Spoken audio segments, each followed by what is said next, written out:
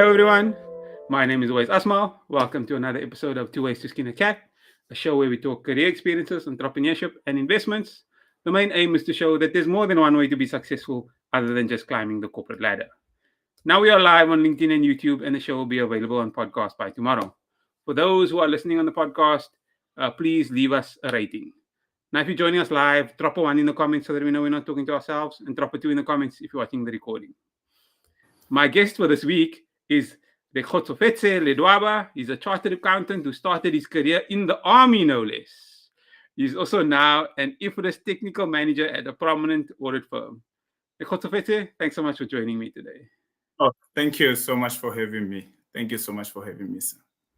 Let's jump straight in. Tell us your story. Where do you come from? And maybe even outside of work, who is Rekgotsofetse Ledwaba? Give us the backstory. Oh, yeah. I'm Rekgotsofetse Ledwaba, known as Khotso, because most of the people struggle to pronounce my full name. So it would be better if you call me Khotso. So I come from a small village in Limpopo. Then I completed my matric in 2010. So when I completed my matric, I started, I went to TUT, Tshwane University of Technology, from 2011. So I studied public finance and accounting. So I completed my my qualification in 2014 June, but then I registered for non-degree subjects for the last 6 months of the year, just so that I'm still in touch with my studies, because I wanted to start my BTech the following year. Luckily, I didn't do my BTech. I joined the army. I joined the army, and it's actually a funny story of how I joined the army, because before that, obviously, I didn't know anything about the army. I didn't know anybody that was in the army. So I joined the army because my sister called me and told me that the army was looking for people. Then that is pretty much how I joined the army. I didn't know anything. I didn't know what I was going to do. I didn't know where I was going to go. So my sister called me and told me that the army is looking for people. Then, yes, that's how I started. I started in the army.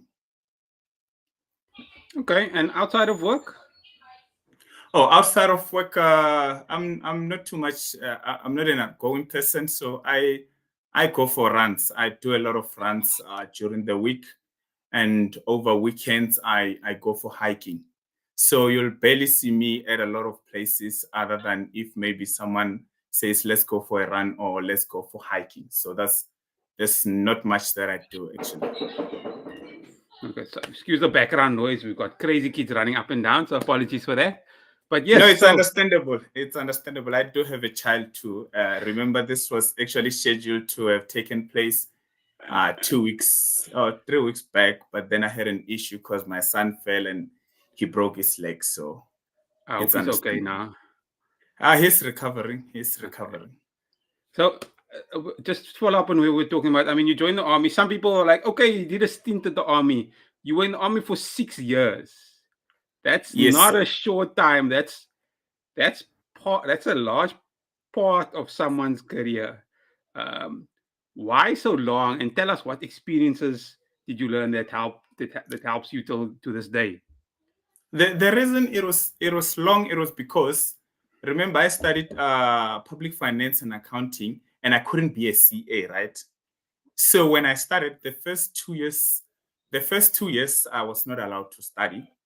So it was that thing of saying, okay, in this time, I can't study in the first 2 years, but then definitely after 2 years, when I get a contract, I'm going to study. So my first 2 years, it was like a training contract. And then on the following, it was 2015, because I joined the army in 2015. So 2015 and 2016, I was not allowed to study. Then from 2017, I started my BCom in accounting with UNISA. So hence that's why it took me 6 years, because it was the BCom, the 3 years BCom, and the 1 year CTA. So which amounts to 4 years and 2 years of training, which was 6 years. Okay. So you found a way to work and study at the same time, basically. Oh yeah, hey, the studying and working at the same time, it's quite demanding, considering the fact that I was in the army, and then it was a lot of up and downs. Yeah, because if you check, for example, if I can give an example from when I started my BCom, I think for every 6 months I had a different exam center because I was staying in Northern Cape, right? So I would write at centers where I was the only person writing an exam. Then I had to change the center because where I was staying, it was in Lowatla. I'm not sure if you are familiar with Northern Cape, not far from Gatu. It was about, I think the Yes. nearest town was 40 Ks, which, yeah. And then the nearest UNISA was about 254 Ks, I think, if I Wow. needed something. So if I needed something whereby I needed to go to UNISA, I'd have to drive 200 and something kilometers just to get a simple thing because of if I couldn't sort it out on the phone. So yeah, so that's what happened. Every 6 months I had to move. Had to move from where I was writing to Gatu. To Gatu, I had to move to Cape Town. I wrote in Cape Town. Then when I was there, I had to move back to Kimberley. Yeah, and ride in Kimberley. So it was always up and down, and it was quite exhausting because at work, obviously, there were things that were still demanded from me that I needed to do while I was still studying. Because it was too I can demanding. imagine, like undergrad, okay, you can get away with it, but sure, doing CTA and a full-time job, that must have been a rough experience. Yeah, I think that was the worst because if I come to think of it, because there's actually a lot of people that spoke about that. I think in 2020, it was in 2020. There's a lot of people that for some reason I stopped talking to a lot of people. I stopped doing a whole lot of stuff because CTA demanded quite a lot of time from me, and the work still demanded a lot of time. Because if you remember, it was the COVID year. It was the COVID year, and there was a lot of things that were demanded from the army specific. You remember there was lockdowns and all that. Hmm. So yeah, so 2020 was just too demanding for me, and I wasn't sure that I was going to pass, but yeah, it was way too demanding. It was way too demanding. Well done for getting through. Um, Obviously, you've learned a lot of lessons at the army. What lessons were most transferable into your new career as a CA? Oh yes, teamwork. Teamwork was the most important thing that I think I've learned in the army because if you check the army, it has never been about who gets the credit for the work. At least for us, it has never, because from the beginning they teach you teamwork because they tell you that there's nothing that you can achieve if you don't work in a team. It's not about the person that you like someone or you don't like someone. It's all about respecting the ranks. Remember, in the army, we work with ranks. Whether someone is it's more experienced than you, if I come and I'm the one with the highest rank, I can still command the team. So it was always about teamwork. So that was the teamwork and the discipline.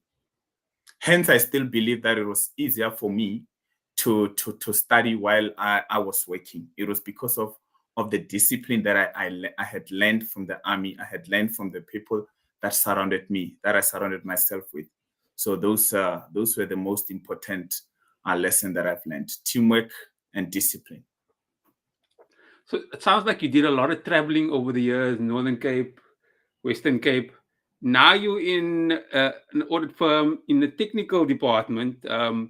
Which location are you in, number one, and why technical? Of the, I mean, I suppose I don't know if that translates on the army, so you can tell me that. Oh, tell me. Oh yeah, no, because remember after CTA I had to do 3 years of my articles because the experience that I got from the army and the experience that I had to do here were not aligning. Because I know that I took my chances for applying for at least if I can do my articles for 2 years, 6 months. So it wasn't approved, but that was because of the different experiences. So I've done 3 years of my articles at BDO in audit. We audited financial services. So And then after that, I took a long month break after signing off January. So January, I took a break. Then I went back to the same firm that gave me training. And then I started my, in IFRS Technical. And that was because I've always actually been interested in accounting. So I've always been interested in accounting. So I just knew one way or the other, if I don't find myself in IFRS Technical, then I have to find myself somewhere still in accounting.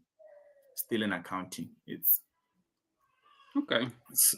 yes. And tell me, so studying accounting, you've moved over. Are you based in Johannesburg, or where Oh are you based? yes. No, I'm based in BDO Johannesburg. Okay. So in Ilovo. Yes, that's where we're based. so so you really went from the smallest town to the biggest city. We experienced everything in South Africa at this point in time. Oh yes, yeah, and it was difficult, to be honest, because I considered myself like I found Joburg too fast for me because I come from I stayed in Northern Cape. It was a quiet town. It was a small town. Not that everybody knew each other, but it was a small town with the small malls, so that we'd meet each other there. If you'd see same faces over and over again, then I come to Joburg and I found that Joburg is too fast for me. Then yeah, but luckily, like I said, I'm not an outgoing person. It's so it was. I found it easier to adapt. That was the other thing actually that I learned from the army. Easy to adapt. It was one of the most important things. Yes. Then I think you mentioned you did your articles in financial services. As you Yes. move into the technical department, are you still only focused on financial services, or do you get to branch out into the different industries? Oh no, still focused in financial service. Still focused in financial service. I have seen quite a few clients from general audit, but then my specialty is still within the financial service sector. And was that by happenstance or by choice?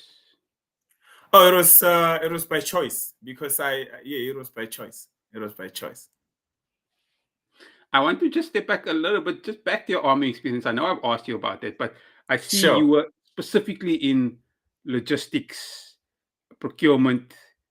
Uh, so, I mean, that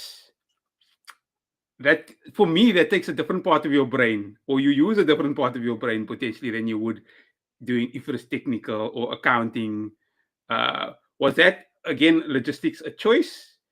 Is that something you'd end up in again, or was it just looked for the opportunity? That was the opportunity, and you took it.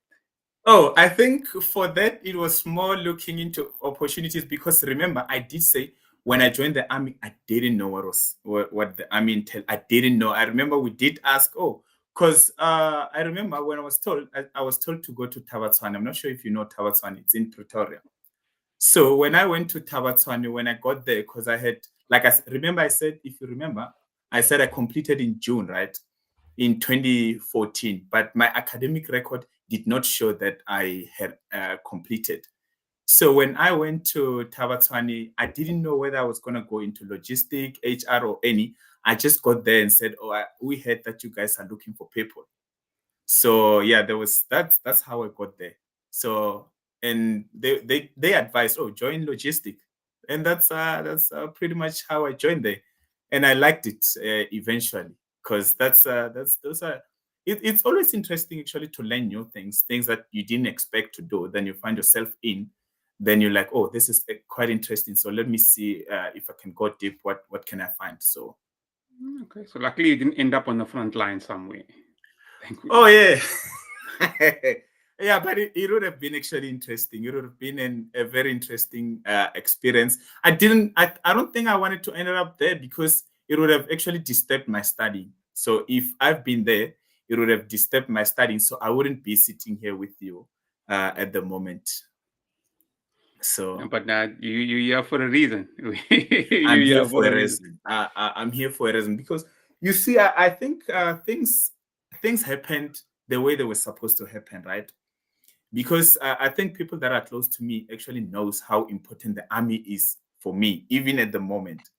Because we had a training, I think that was last week, no, 2 weeks back at the office, and they asked us a question about how do you introduce yourself to someone, right? But then always remember, it always depends on where you introduce yourself to, or whom, or the place where you're at.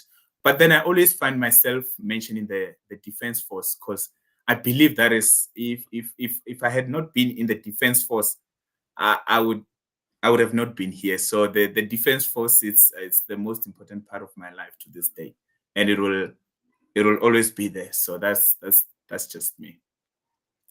For the audience, we'll be answering questions towards the end. So if you have any questions for Rekgotsofetse, add it to the comment section now.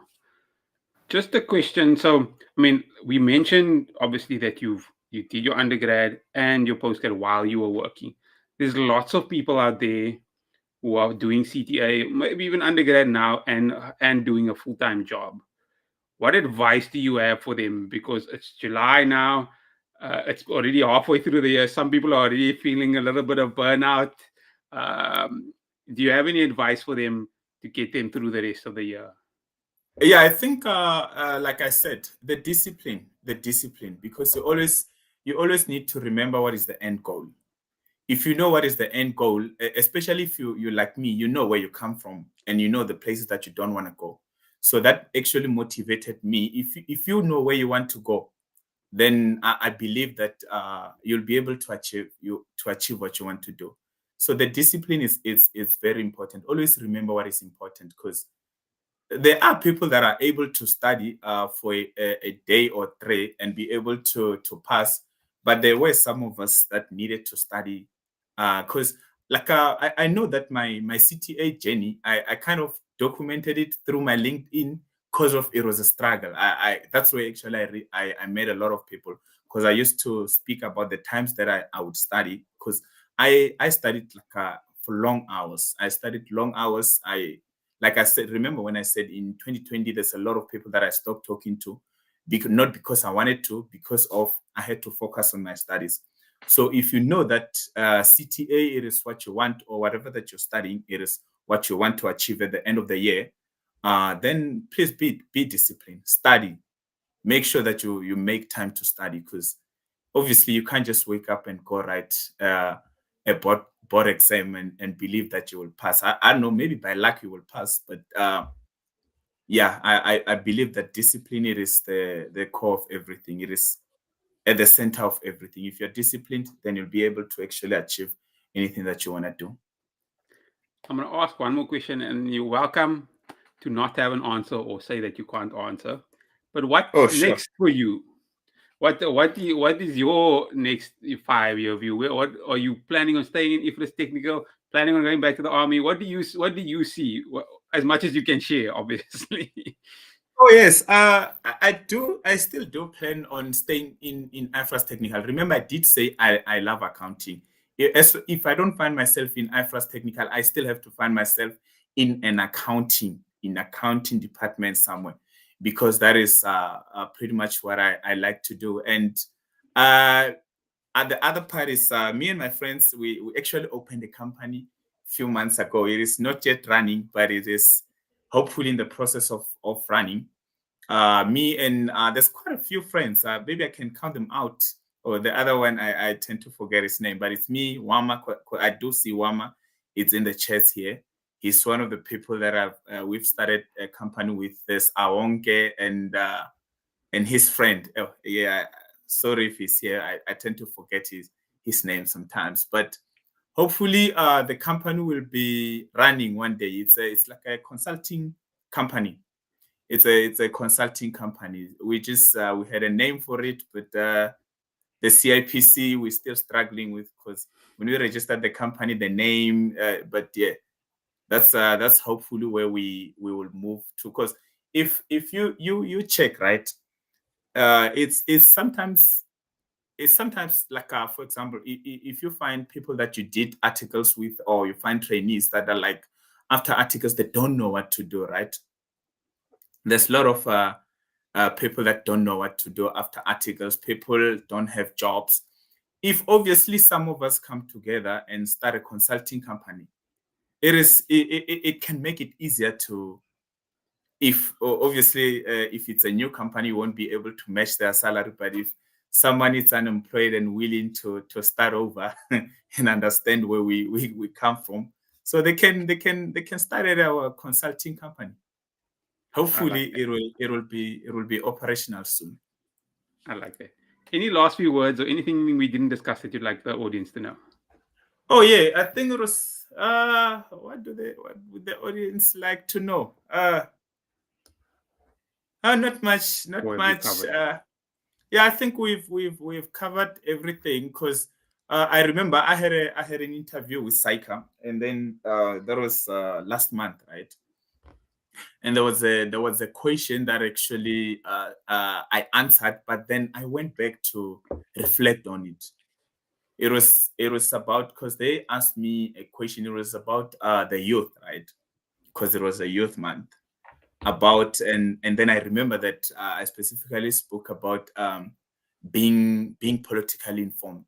I think that was one of the most important things that I've said, because I said you don't have to be politically affiliated, but then you just need to be aware of your surrounding. You need to know what is happening, because I mean, the politics is at the center of everything. The politics runs everything. You don't have to say, oh, I support this political party, or I support this. You need to know, as much as whether you agree or you don't agree with the president or the ruling party, you need to know what they're currently doing at the moment. If they say the president is speaking, you don't have to watch if you don't have to, but after that, you need to go and find out yourself, what did the president say, because whatever he says, you are still affected in anyway. So that was and that's still something that I still say, be informed. It's important that we are informed, because if you're not informed, you'll be left behind. I know I said we were coming close to the end, but I've seen a question that has slipped inside. Do you mind if we answer one question from the audience? Okay. There's a quick one from Gilbert, who says, we are a powerful interview. We are inspired.